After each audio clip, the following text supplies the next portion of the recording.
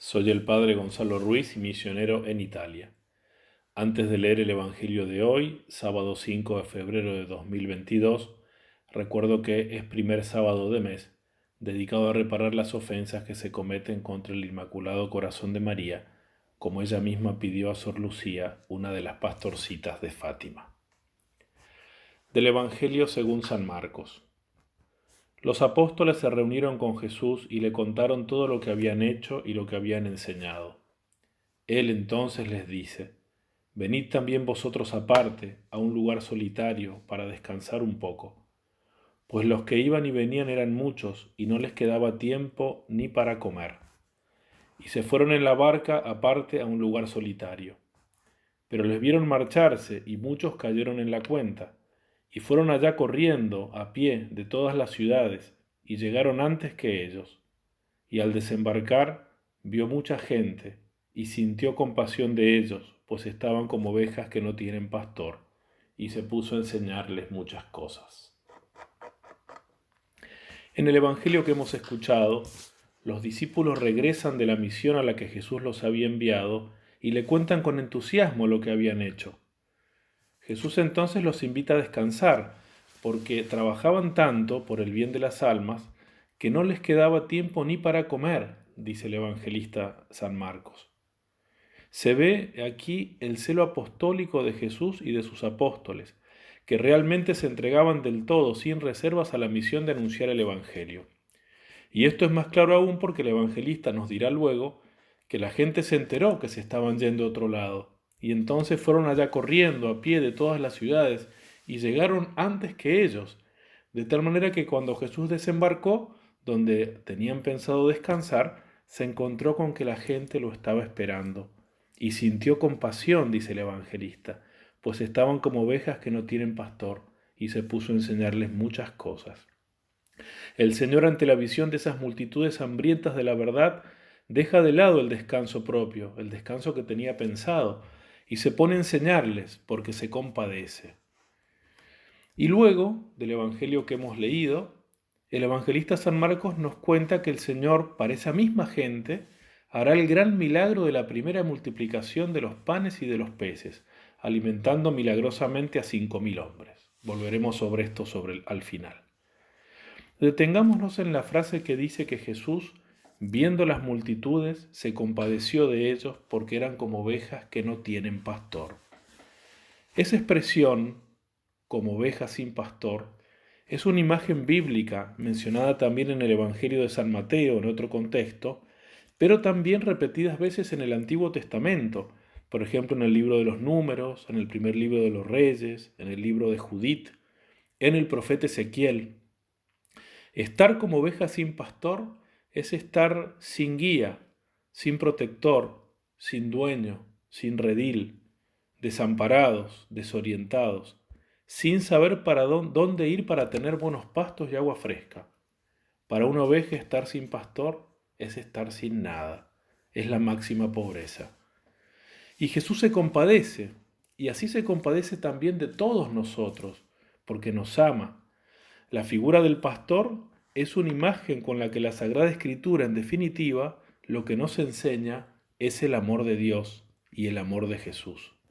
Por eso a Jesús se lo llama pastor muchas veces en los textos que muestran enorme ternura y son sumamente descriptivos del tiernísimo y compasivísimo amor de Dios. Y así, por ejemplo, en la carta a los Hebreos se dice que Jesús es el pastor grande de las ovejas, el pastor megas, grande, es decir, el principal. Y San Pedro dice lo mismo en su primera carta, cuando aparecerá el príncipe de los pastores, el principal, el rey, el jefe de los pastores. Él es el pastor y guardián de vuestras almas, dice San Pedro. Y ya por los profetas será llamado así. Por ejemplo, Isaías dice: ahí viene el Señor Dios con poder y su brazo lo sojuzga todo. Ved que su salario le acompaña y su paga lo precede. Como un pastor, él pastorea su rebaño. Recoge en brazos los corderitos, los lleva en su seno, trata con cuidado a las ovejas que han parido. Un texto hermosísimo y lleno de ternura. Y así también el profeta Ezequiel, el profeta Zacarías y de un modo egregio el Salmo 23. El Señor es mi pastor, nada me falta, que volveremos a citar. El mismo Jesús habla de el pastor que deja todas las demás ovejas para buscar una oveja que se ha perdido. Deja todo por encontrarla y se aplicará a sí mismo antes de su pasión la profecía de Zacarías que dice, heriré al pastor y se dispersarán las ovejas, en clara alusión a su pasión porque él es un pastor que ama tanto que se dejará herir y matar por amor. Y por eso en el Evangelio de San Juan Jesús pronunciará todo un discurso, hablando de sí mismo como el buen pastor. Yo soy el buen pastor. Veamos lo que nos dice en este discurso y cómo actúa este buen pastor sobre nosotros. En primer lugar, es un pastor que ama y conoce a sus ovejas. Es pastor porque nos ama, porque nos conoce, y nos conoce, dice él, cada uno por nuestro nombre. Conozco a cada una de mis ovejas por su nombre. Es decir, Jesús conoce cada corazón y da a cada uno lo que necesita. Conoce nuestros defectos, nuestros pecados, nuestras cruces, nuestros límites, nuestras miserias, nuestras necesidades. En segundo lugar, el buen pastor nos gobierna, en el sentido de que es la cabeza, es la guía, da a cada uno lo que conviene. No da lo mismo a las ovejas flacas que a las gordas, o a las que están sarnosas, o a las que están quebradas, o a la que tiene sed, o a la que tiene hambre, o a la que está vieja, o a los corderitos que son más delicados y necesitan más cuidados. Él a cada uno provee, conociendo a cada uno por su nombre y conociendo lo que cada uno necesita. El conocer, este verbo que usó Jesús, conozco mis ovejas, en el lenguaje bíblico implica y supone el amor. Jesucristo nos ama esponsaliciamente a cada uno de nosotros. Y el que nos gobierne significa que nos guía a las aguas buenas, a los pastos buenos, aunque no entendamos el camino y aunque muchas veces vayamos en la oscuridad de la fe. Y esto a cada uno personalmente. Por eso el Salmo 23 que ya hemos citado, el salmista en ese salmo habla de manera totalmente personal, porque la relación con Dios es personal. El Señor es mi pastor, nada me falta. Por prados de fresca hierba, Él me apacienta, a mí. Me conduce a las aguas de quietud y conforta mi alma. Por eso, aunque cruce por oscuras quebradas, no temeré ningún mal. Me siento seguro, Señor, porque tú estás conmigo. Tu vara y tu cayado me sosiegan. Además, el buen pastor, en tercer lugar, protege. Protege del lobo, de las alimañas, de los malos pastores, de las malas aguas. No debemos tener miedo ante nada, porque Jesús es nuestro pastor. Él nos protege en las tentaciones, en las debilidades, en las persecuciones, en las tribulaciones, en las injusticias sufridas, en los desánimos, en las dificultades. Él nos protege, habiendo él mismo vencido a todos nuestros enemigos. Él es un sumo sacerdote, dice la carta a los Hebreos, capaz de compadecerse de nosotros, porque ha asumido nuestra propia naturaleza humana y conoce nuestras flaquezas. No tenemos un sumo sacerdote que no pueda compadecerse de nuestras flaquezas, dice la carta a los Hebreos, porque Él ha sido probado en todo igual que nosotros, excepto en el pecado. En cuarto lugar, el buen pastor da la vida por las ovejas, y esta es su característica principal y en la que muestra su amor. No hay amor más grande que dar la vida por los amigos, dice él. Y él dice, pone la vida por sus ovejas y lo hace de modo voluntario. El buen pastor da la vida por las ovejas. Yo doy la vida por las ovejas. Nadie me la quita, sino que yo de mí mismo la doy. Quiero darla y la doy. Y en ese texto de San Juan, Jesús 4 veces dice, yo doy la vida por las ovejas. El buen pastor da la vida por las ovejas. Es la máxima caridad. Y esto por cada uno de nosotros, porque nos llama suyos, nos hace suyos. Dice, yo conozco a mis ovejas. Es una relación personal. No somos una masa anónima para el Señor, sino que nos conoce a cada uno por nombre y somos suyos. Y finalmente, en último lugar, el buen pastor se da a sí mismo en alimento.